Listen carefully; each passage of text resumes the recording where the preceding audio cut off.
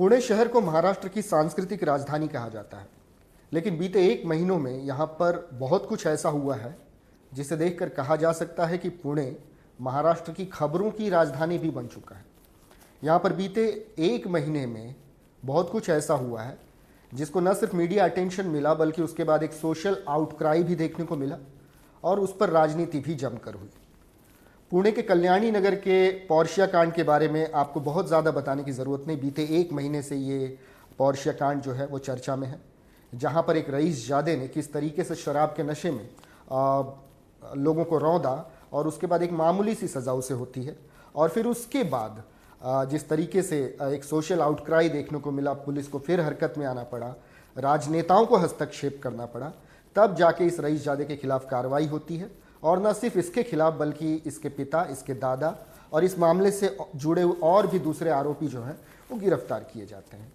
तो ये खबर तो खैर अभी बनी हुई थी। इसके ऐसी से मिलती जुलती खबर जो है 2 दिन पहले हुई, जब एनसीपी के एक विधायक के भतीजे ने रॉन्ग लेन से गाड़ी चलाते हुए अपनी एसयूवी से 2 बाइक सवारों को टक्कर मार दी, जिसमें एक की मृत्यु हो गई और एक गंभीर रूप से घायल हो गया।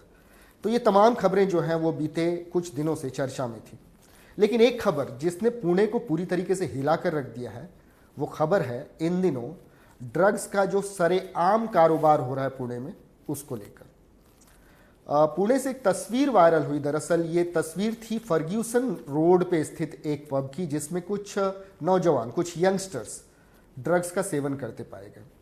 इनके पास ड्रग्स कैसे पहुंची और ये कैसे खुलेआम, दरअसल इस पब के वो वॉशरूम में ड्रग्स ले रहे थे, ये तस्वीर वायरल हुई। और उसके बाद पुलिस पर सवाल ये खड़े होने लगे कि आखिर पुणे के नवयुवकों के पास इतनी आसानी से ड्रग्स पहुंचती कैसे। अब ये मामला पुलिस तक पहुंचता ही इसकी जांच शुरू होती कि इस पर जमकर राजनीति भी शुरू हो गई। विपक्ष ने आरोप लगाया कि पुणे जो है वो ड्रग्स का हब बनता जा रहा है। यहाँ पर बड़े आसानी से नवयुवकों को ड्रग्स पहुंचाई जा रही है और उन्हें नशे का आदी बनाया जा रहा है, उन्हें नशे की आदत लगाई जा रही है।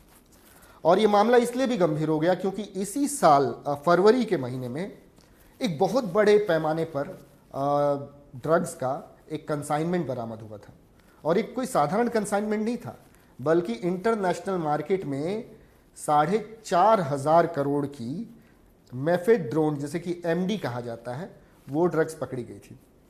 ये कैसे पकड़ी गई थी ये भी मैं आपको बताता हूँ, उसकी सारी जानकारी मेरे पास है। दरअसल पुणे पुलिस की कार्रवाई हुई थी और एक कार्रवाई लगातार 4 दिन चली थी। 18 फरवरी को पेठ इलाके में छापेमारी होती है और 2 किलो एमडी ड्रग्स जब्त की जाती है।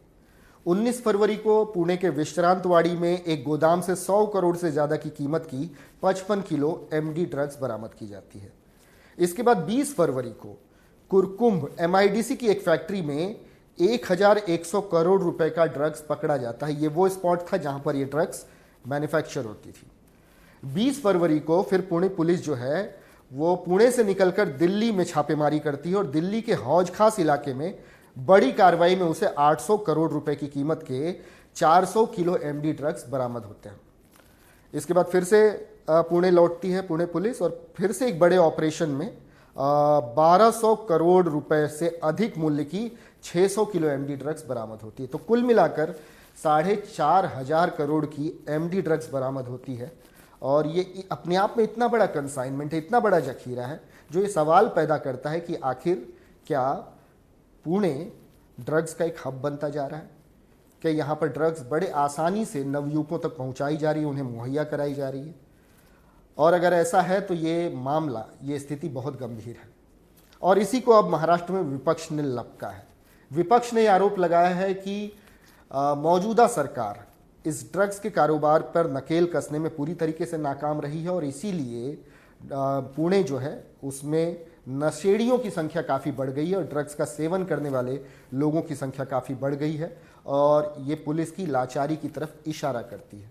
खुद पुणे के पुलिस कमिश्नर अमितेश कुमार पर विपक्ष ने उंगली उठाई है कि इनका पूरा जो इंफॉर्मेशन नेटवर्क है वो इस कदर लाचार है कि ड्रग्स के जो पेडलर हैं वो खुलेआम अपना धंधा कर रहे हैं, बेखौफ अपना धंधा कर रहे हैं।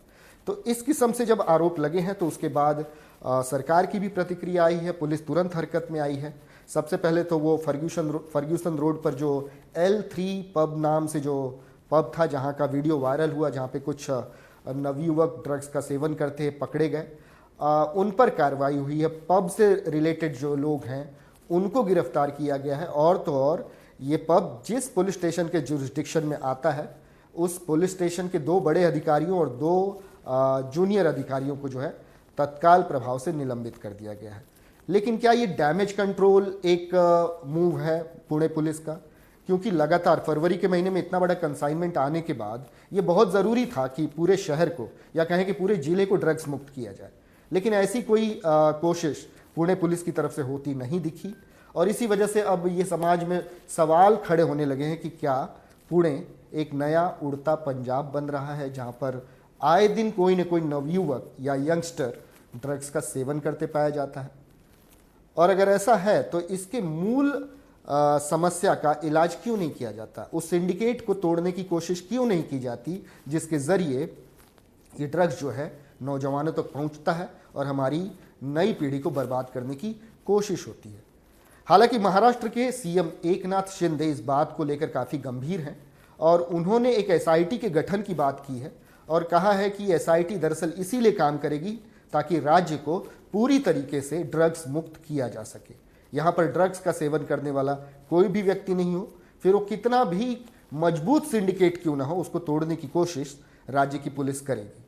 लेकिन क्या ये एक सिर्फ नेता का वादा है जो कि अक्सर टूटता है? आने वाले समय में ये बातें हमें पता चलेंगी, लेकिन इतना तो ज़रूर है कि वो खूबसूरत शहर पुणे, जो कि अपनी संस्कृति, अपनी खूबसूरती के लिए जाना जाता है, वो लगातार बदनाम हो रहा है। कभी अपराध की कुछ अलग किस्म की घटनाओं से, जैसा कि हमने पॉर्शिया कांड में देखा, जैसा कि हमने एनसीपी विधायक के बेटे के केस में देखा, लेकिन अब ये ड्रग्स के जो नए आरोप लगे हैं, ये पुणे की छवि को ज़रूर खराब कर रहे हैं।